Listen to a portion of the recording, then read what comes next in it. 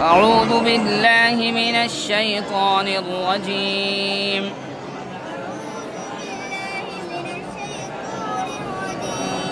بسم الله الرحمن الرحيم.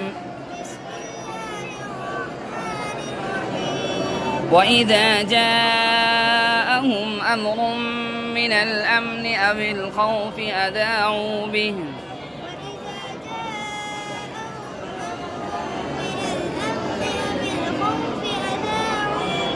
ولو ردوه إلى الرسول وإلى أولي الأمر منهم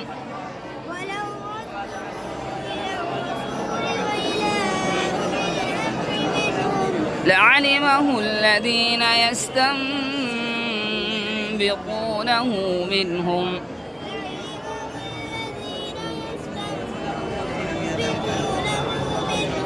ولولا فضل الله عليكم ورحمته لاتبعتم الشيطان إلا قليلا.